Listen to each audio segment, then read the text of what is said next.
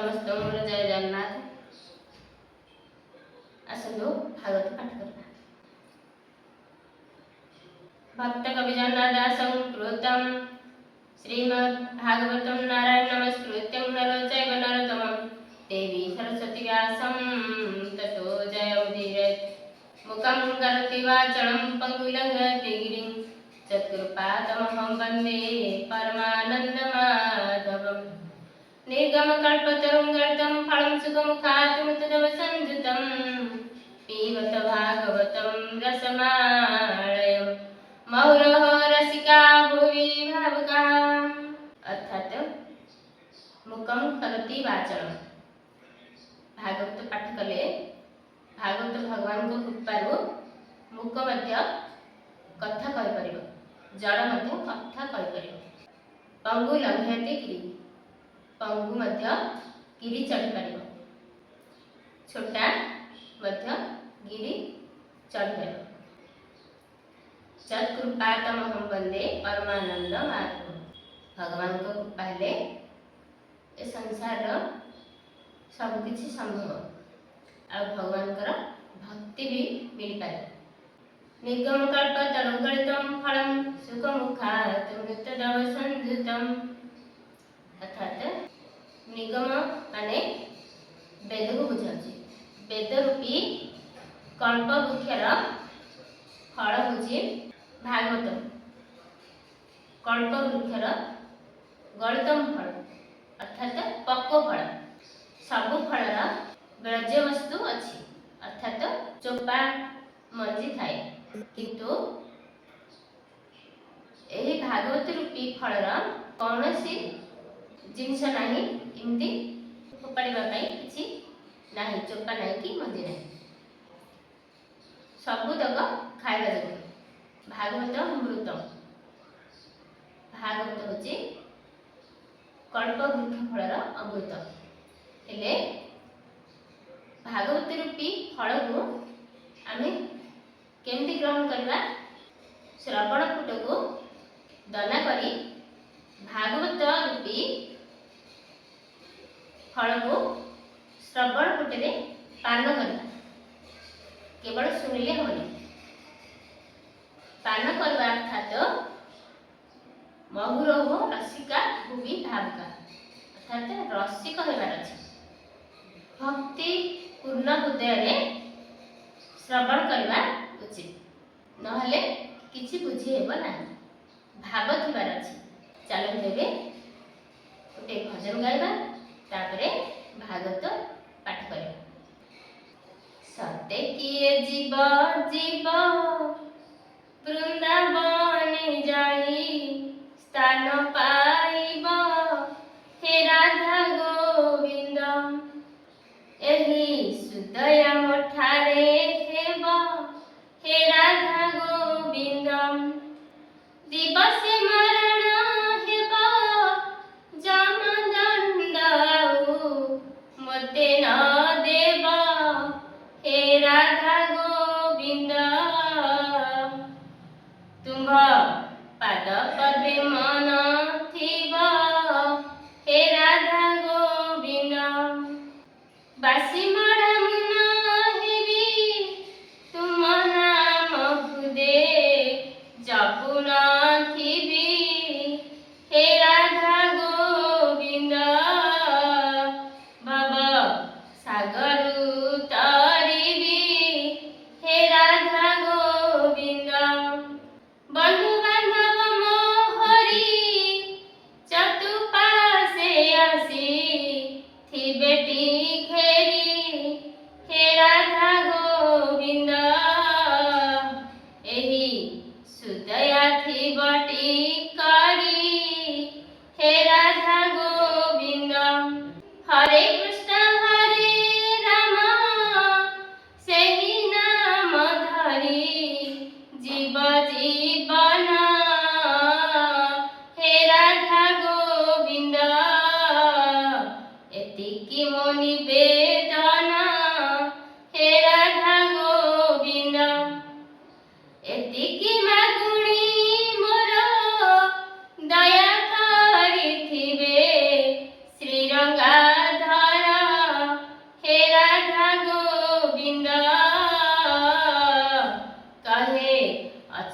ପାମର ହେ ରାଧା ଗୋବିନ୍ଦ। ଚାଲନ୍ତୁ ଏବେ ଭାଗବତ ପାଠ କରିବା। ଚତୁର୍ଥ ଅଧ୍ୟାୟ ଶ୍ରୀ ସୁତୋବାଚ। ସନକାଦିକ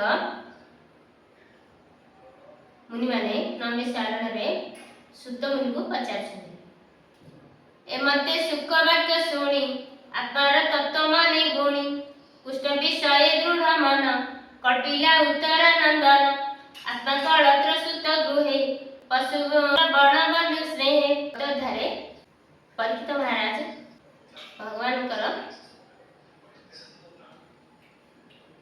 ମହିମା ଶୁଣି ଏ ମନୁଷ୍ୟ ଶରୀର ମିଳି ଯଦି ଭଗବାନଙ୍କର କଥା ନ ଶୁଣି ସବୁ ଇନ୍ଦ୍ରିୟରେ ଭଗବାନଙ୍କର କଥା ଶୁଣେ ନାହିଁ ବା ଆଖି ଦେଖେ ନାହିଁ, ପାଦ ଭଗବାନଙ୍କର ଧାମକୁ ଚଳେ ନାହିଁ ବା ନାସା ଭଗବାନଙ୍କର ତୁଳସୀ ଜଳ ଗ୍ରହଣ କରେ। ଭଗବାନ ମନୁଷ୍ୟ ଶରୀର ଦେଇଛନ୍ତି, ପ୍ରତ୍ୟେକ ଇନ୍ଦ୍ରିୟରେ ଭଗବାନଙ୍କର କଥାକୁ ରୂପକୁ ଗ୍ରହଣ କରିବା ପାଇଁ, ଆଖିରେ ଭଗବାନଙ୍କର ରୂପକୁ ଦେଖିବା, କର୍ଣ୍ଣରେ ଭଗବାନଙ୍କର କଥାକୁ ଶ୍ରବଣ କରିବା, ଆଉ ଜିହ୍ୱାରେ ଭଗବାନଙ୍କର ଗୁଣଗାନ କରିବା, ନାସାରେ ଭଗବାନଙ୍କର ତୁଳସୀ ଶୁଙ୍ଘିବା। କୁଷ୍ଟର ନାମ ଉଚ୍ଚାରଣ ନ ଶୁଣି ଯାହାର ଶ୍ରବଣ ତାହାର କର୍ଣ୍ଣ ଯୁଗ କାନ୍ଧେ ବିବରେ ଦିଶନ୍ତି ଯେମିତି। ଭଗବାନଙ୍କର କଥା ଯଦି ନ ଶୁଣିଲା ଏ କର୍ଣ୍ଣ ନୁହେଁ, ଦୁଇଟି ମାନେ ସର୍ପ ବିଡ଼ା ସଦୃଶ ବୋଲି କହୁଛନ୍ତି। ଏସବୁ ଶୁଣି ପରୀକ୍ଷିତ ମହାରାଜଙ୍କର ଆହୁରି ଭଗବାନଙ୍କ ଶ୍ରୀଚରଣରେ ମନ ଲାଗିଗଲା। ମନୁଷ୍ୟ ଜୀବନ ଏଥିପାଇଁ ମିଳିଛି, ପଶୁ ସହିତ ସମାନ। ଯଦି ଭଗବାନଙ୍କର ସେବାରେ ନ ଲାଗିଲା, ମନୁଷ୍ୟ ଜୀବନ ଯଦି ଭଗବାନଙ୍କ ସେବାରେ ନ ଲାଗିଲା ଏ ଜୀବନ ପଶୁ ସହିତ ସମାନ। ଶୁଣି ଆତ୍ମା କଳତ୍ର ସୁତ ଗୃହେ ପଶୁତ୍ର ବଣ ବନ୍ଧୁ ସ୍ନେହେ ରାଜ୍ୟ ସମ୍ପଦ ଯେତେ ଆସ ହୃଦୁ ଛାଡ଼ିଲା ସ୍ନେହ ପାଶ ତୁମେ ଯା ପଚାରିଲ ମୋତେ ଏ କଥା ରାଜା ଦୃଢ଼ ଚିତେ କୃଷ୍ଣଙ୍କ ଭାବ ଜାଣିବାରେ ଶ୍ରଦ୍ଧା ବଢ଼ିଲା ନିର୍ବିକାରୀ ଆତ୍ମା କଲ୍ୟାଣ ମନେଶ୍ୱରୀ ଦେବ ବଚନ ଅନୁସାରୀ କୃଷ୍ଣ ବିଷୟ ଦୃଢ଼ ଚିତ୍ତ ନିଶ୍ଚୟ କରି ପରୀକ୍ଷିତ। ପରୀକ୍ଷିତ ମହାରାଜଙ୍କର ମନ ଭଗବାନ ଠାରେ ଦୃଢ଼ ଭାବେ ଲାଗିଗଲା। କାହିଁକି ନା ପଶୁ ପାଇଁ ଯୋଉଟା ଖାଦ୍ୟ ଭଗବାନ ତିଆରି କରିଛନ୍ତି ସିଏ ସେଇ ଖାଦ୍ୟ ଖାଇ ବଞ୍ଚେ, କିନ୍ତୁ ମନୁଷ୍ୟ ସବୁ ସୀମା ପାର କରିଗଲା, ଅଖାଦ୍ୟ ଗ୍ରହଣ କଲା, ଯେଉଁ ସମୟରେ ଶୋଇବା କଥା ନାହିଁ ଶୋଇ ରହିଲା, ଭଗବାନଙ୍କର ସେବା ଯେଉଁ ସମୟରେ କରିବା କଥା ସେ ସେବା କରିଲା ନାହିଁ। ସେଥିପାଇଁ ପଶୁଠୁ ବି ମନୁଷ୍ୟ ତୁଚ୍ଛ ଗତି ପ୍ରାପ୍ତ ହେଉଛି। ମନୁଷ୍ୟ ଜନ୍ମ ମିଳିଛି ଏଥିପାଇଁ ଭଗବାନଙ୍କୁ ପ୍ରାପ୍ତ କରିବା ପାଇଁ, କିନ୍ତୁ ମନୁଷ୍ୟ ପଶୁଠୁ ବି ହୀନ ବୁଦ୍ଧି ବୋଲି ଭଗବାନ କହୁଛନ୍ତି। ରାଜବାଚ ହେ ସୁକ ତୁମ୍ଭର ବଚନ କୁଷ୍ଟରେ ଯେତେ ଗୁଣ କର୍ମ ଯାହା ଶୁଣନ୍ତି ପାପ ହରେ ପବିତ୍ର ପ୍ରାୟ ଅଭ୍ୟନ୍ତରେ ପୁଣି ପଚାରେ ତ ସଚିତେ ଭୂମୁନି କହିବ ନିଶ୍ଚିନ୍ତେ ସେ ହରି ଆତ୍ମା ମାୟା ବଳେ ସୃଷ୍ଟି ସଞ୍ଚିଲେ ଶୟରେ ବିଷ୍ଣୁର ସଜିଲା ସଂସାର ଅନ୍ନ ଦେବଙ୍କୁ ଆଗୋଚର। ପରୀକ୍ଷିତ ମହାରାଜ କହୁଛନ୍ତି ବିଷ୍ଣୁର ସଜିଲା ସଂସାର ଅନ୍ନ ଦେବଙ୍କୁ ଆଗୋଚର, ମାନେ ଭଗବାନଙ୍କର ଏ ଯୋଉ ସଜିଲା ମାୟା ସଂସାର ଦେବତା ମାନଙ୍କୁ ବି ମାୟା ମାନେ ଦେବତା ମାନେ ବି ଜାଣିପାରନ୍ତି। ତ ଆମେ କେମିତି ଜାଣିପାରିବା? କିନ୍ତୁ ଭଗବାନଙ୍କର ଭକ୍ତି ଭଜନ ଦ୍ୱାରା କିଛି କିଛି ଆମେମାନେ ଜାଣିବା, ସେତିକିରେ ଆମର ଉଦ୍ଧାର ହୋଇଯିବ। କିନ୍ତୁ ଭଗବାନଙ୍କର କଥାକୁ ଶେଷ କିଏ ବି କରିପାରେ ନାହିଁ, କେହି ବି ଶେଷ କରିପାରିବେ ନାହିଁ। ତାଙ୍କର ଶେଷ ନାହିଁ, ଆଦି ନାହିଁ କି ଅନ୍ତ ନାହିଁ। ଚୁଲା ସଜିଲା ସଂସାର ଅନ୍ନ ଦେବଙ୍କୁ ଆଗୋଚର ସେ କଥା ଜାଣିବାର ପାଇଁ ଭୂମୁନି ପୁଣି ମୁଁ ପୁଛଇ ସେ ବହୁ ଶକ୍ତି ମନ୍ତ୍ର ହରେ ଯେ କାଳେ ଯେବା ଶକ୍ତି ଧରେ ଯେ ମତେ ବ୍ରହ୍ମା ବିଷ୍ଣୁ ହର କ୍ରୀଡ଼ା ନ କରେ ଦାମୋଦର। ଅର୍ଥାତ भगवान एक रु अनेक हेले ए माया संसार जेबे सृष्टि कले ब्रह्मा होई सृष्टि कले विष्णु होई पालन कले आउ शिव होई संहार कले। भगवान का ब्रह्मा विष्णु महेश रूप रे सृष्टि पालन संहार करछन। ब्रह्मा विष्णु घर को भी जे पालन करछन से होचंदी भगवान। विविध रूप ए जगते जेमते करे क्रीड़ा अर्थे विविध रूप ए जगते जेमते करे क्रीड़ा अर्थे विविध रूप रे से ब्रह्मा विष्णु घर होई सृष्टि पालन संहार करती आउ सेते रूप पशु पक्षी जंतु मनुष्य सब रूप रे ताके सब रूप रे ताके ही होचन विविध रूप रे होई ए संसार रे क्रीड़ा करछथि। ए संसार होची भगवान कर खेल घर। अद्भुत कर्म ए ताहार के करी पाड़ी गोचर के मते प्रकृति रा गुणी सृष्टि संचारे गुण पुणी सर्व संचारे एक बारे कि अबा पृथक व्यवहारे। भगवान हेले बहुत बड़ माया सृष्टि को माया द्वारा रचना करती आउ माया को नचानी भगवान। सृष्टि स्थिति प्रलय एकमात्र नियामक भगवान अर्थात मारे हरि रखे हरि मारे भगवान जदि रखिबे ताकू किए मारि पारे और जदि भगवान मारि देबे ताकू किए रखि पारे। माया हला जहा अछि माने माया हला जहा अछि ताहा नाहिर प्रत्येक माया हला जहा अछि नथिला परि प्रतीत हेबा। भगवान कर माया बड़ विचित्र। भगवान माया अन्य देव माने भी मध्य बुझी पारନ୍ତି नहीं। भगवान कर माया अन्य देव माने भी बुझी पारନ୍ତି नहीं। माने आमे जहा देखुचंदी ए सब माया आ जहा देखा जाउ नहीं से सब सत्य। ना केते बेले स्वामी रूप रे शिशु रूप रे केते बेले की रूप रे आसंदी से माया धर माया रची खेले रे बापा माँ भाई होई शिशु रूपे से खेल भयर काल से होई काया पुणी से नाश सब रूप रे भगवान ही आसंदी। आम माने यदि भल कर्म करथिबा तो आम माँ रूप रे आसंदी शत्रु रूप रे भगवान ही आसंदी सब रूप रे भगवान ही आसंदी। आमर कर्म ए जो पारथ कर्म थाए ता भोग करिया पे आमे एठाको आछन आ ये पारथ कर्म सरला परे भगवान कर गुण कीर्तन कले ही पारथ नष्ट हो तापर जाई भगवान को पाइबा। एक अनेक रूप धारे अशेष जन्म कर्म कर प्राणी का आत्मा रूप स्थित की रूपे पुरुष प्रकृति प्राणी का आत्मा रूप स्थिति की रूपे पुरुष प्रकृति एणु श्रवण इच्छा मोर कहे व्यासंग कुमार शब्द ब्रह्म गुण साधि तुम्हार परम समाधि। शिशुतवाच गुणिसानंद व्याससुत हरिचरण देई चित आनंद चिंती नारायण कहती परीक्षित शुण। शिशुकवाच एठारे सुखदेव भगवान मंगलाचरण करछन भगवान को स्मरण करछन व्यास को वंदन करछन। ए ओडिसा रो व्यास हेले जगन्नाथ दास साक्षात राधारानी को स्वरूप राधारानी को अवतार गोस्वामी सुखदेव मंगलाचरण करछन। शिशुकवाच नमस्ते परम पुरुष अशेष घटे जे प्रकाश लीला विहारे सृष्टि करे पाळिन पुणिता संहारे हेले से तीन शक्ति धारे चतुर अंतर बाहरे हेले तीन शक्ति धारे चतुर अंतर विहारे।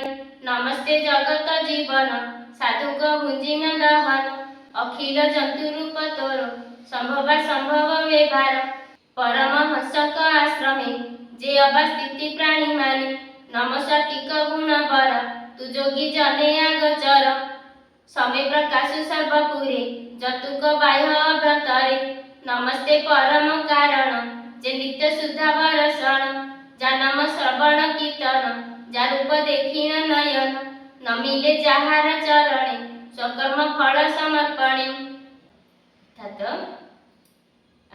ଯାହା ବି କରୁଛନ୍ତି ଶ୍ରବଣ କୀର୍ତ୍ତନ ବା ସାଂସାରିକ କର୍ମ ସବୁ ଭଗବାନଙ୍କୁ ଅର୍ପଣ କରିବା, ତାହେଲେ ଯାଇ ଏ ସଂସାର ବନ୍ଧନରୁ ମୁକ୍ତ ହେବା।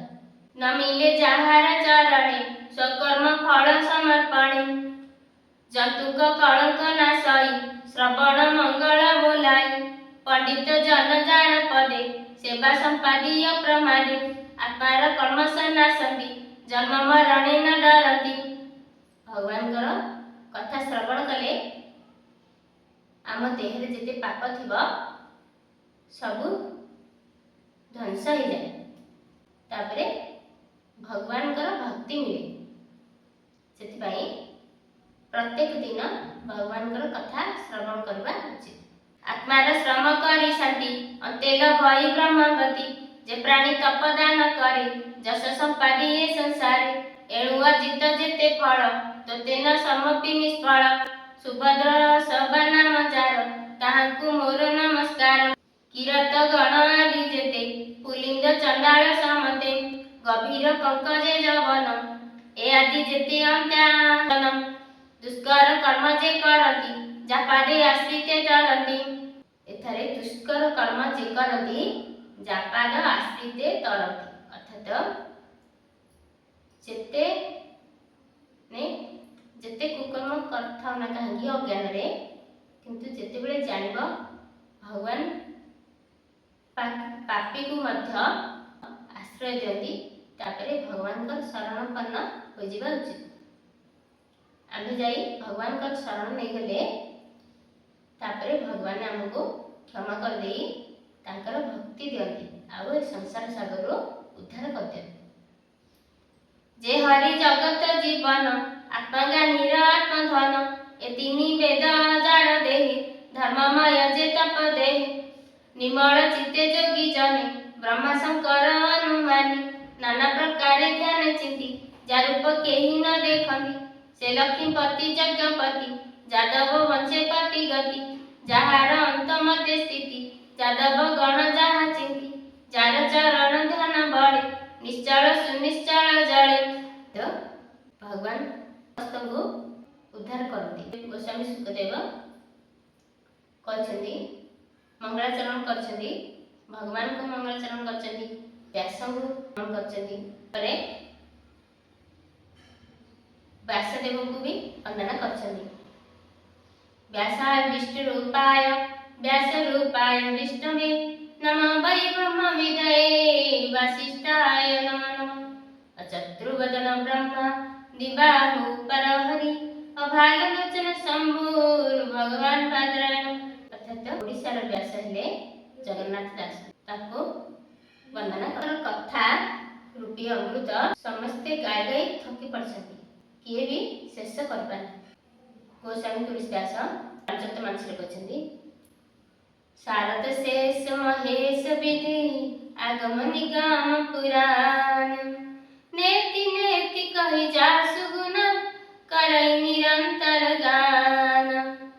ଅର୍ଥାତ ଶାରଦ ଅର୍ଥାତ ସରସ୍ୱତୀ ମାତା, ଶେଷ ଶେଷ ଦେବ, ଶେଷ ମାନେ ଶେଷ ଦେବ, ମହେଶ ଭଗବାନ ଶିବ, ବିଧି ବିଧି ଅର୍ଥାତ ଭଗବାନ ବିଧି ମାନେ ବ୍ରହ୍ମା, ଆଗମ ନିଗମ ପୁରାଣ। ଶାରଦ ଶେଷଦେବ ମହେଶ ବ୍ରହ୍ମା ଆଗମ ନିଗମ ପୁରାଣ, ନେତି ନେତି କହି ଯା ସୁଗୁଣ।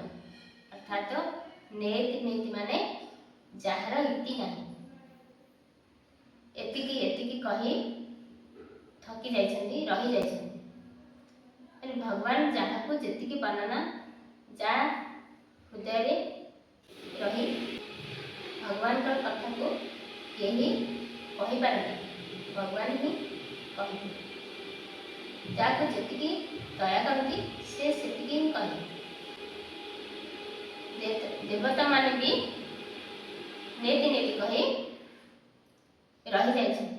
ସେ ଲକ୍ଷ୍ମୀପତି ଯଜ୍ଞପତି ଯାଦବ ବଂଶେ ପତି ଗତି, ଯାହାର ଅନ୍ତ ମତେ ସ୍ଥିତି ଯାଦବ ଗଣେ ଯାହା ଚିନ୍ତି, ଯାର ଚରଣ ଧ୍ୟାନ ବଳେ ନିଶ୍ଚଳ ସୁନିଶ୍ଚଳ ଜଳେ, ବୁଦ୍ଧି କି ପ୍ରଖାଳନ କରି ଯାହା चिंतती ब्रह्मचारी सत्य वचने मुनि जुते सेवती जार पाद गते ଯାହାର ଆଜ୍ଞା ପରମାଣି ଭାରତୀ ଆସି ତତ୍କ୍ଷଣେ ପ୍ରକାଶୀ କଳ୍ପ ଆଦି କଳେ ବ୍ରହ୍ମାର ହୃଦୟ କମଳେ ସୃଷ୍ଟି ବିଷୟ ଲୀନ ହେଲା ମୁଖେ ଗାୟତ୍ରୀ ଉଚ୍ଚାରିଲା ପୃଥିବୀ ଆଦି ପଞ୍ଚଭୂତେ ଜନ୍ତୁ ବି ଆଇ ଏ ଜଗତେ ଜନ୍ତୁଙ୍କ ହୃଦୟ କମଳେ ଯାର ଶୟନ ସୁଖ ଭଳେ ଗୁଣ ସମୂହେ ସୁଖ ଭୁଜେ ଷୋଡ଼ଶୀ ଆତ୍ମା ରୂପେ ରାଜେ ଗୁଣ ସମୂହେ ସୁଖ ଭୁଜେ ଷୋଡ଼ଶୀ ଆତ୍ମା ରୂପେ ରାଜେ ଅର୍ଥାତ भगवान आम देहरे 16 प्रकार आत्मा रूपरे विराजमान करछन पंच ज्ञानेन्द्रिय पंच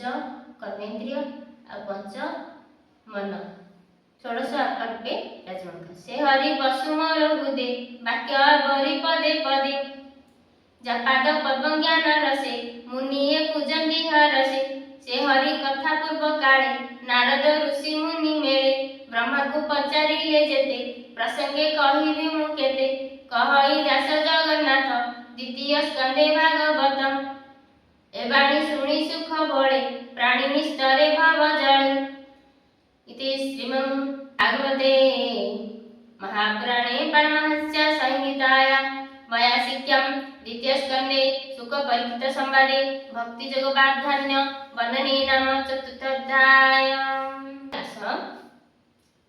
ते समर्पण गीत गाय भगवान को सबु कर्म समर्पिबा ताहे जाए आम उद्धार मोर जीवन को समर्पित प्रभु सबु भार तुमे निया जीवन संग्रामे हार जीत जहा तुमे ताहा बुझुथाओ समर्पित मोर गुण दोष सबु तुमरी करुणा निया एही कृपा कर दयामय प्रभु संसार जाए डरी अनासक्त होई संसार रही जड़े पद्म पत्र परी पर जन्म जेबे मनुष्य करिबा तब सेवा करी करम तुम सेवा करी संसार तरिबी पाई अनुग्रह कर मनुष्य जन्म रे जेते जन्म देव निष्काम भक्त करम मृत्यु समय रे तुम पाद पदे मूर्छित हो स्थिर मोहिनार तुमे अट नारायण प्रवेदयते मातरम संसार रे मोहि दुख कष्ट भोगे विष तुम खेल घर उन्नी नाभ पारी रही उद्धारे माया देइछ बिछाई तुम्हारी इच्छा रे एक मुहूर्त रे माया हजि जेब काई जदि किछि प्रभु पाइबाकु अछि तुमको पाइबी मुई तुम्हारी नियम करिबी पालन तुमको बुझिबा पाई आशीर्वाद कर हे अंतर्जामी संकल्प भाव रे रही मोहतरे रही चेताई दिय हे प्रेम भक्ति आसु बही सर्वे भवन्तु सुखिनः सर्वे सन्तु निरामयाः सर्वे भद्राणि पश्यन्तु मा कश्चित् भवेत् भीमसापि रणैभङ्ग मुनिरपि मतिभ्रम यदि शुद्धं असुतं वा मम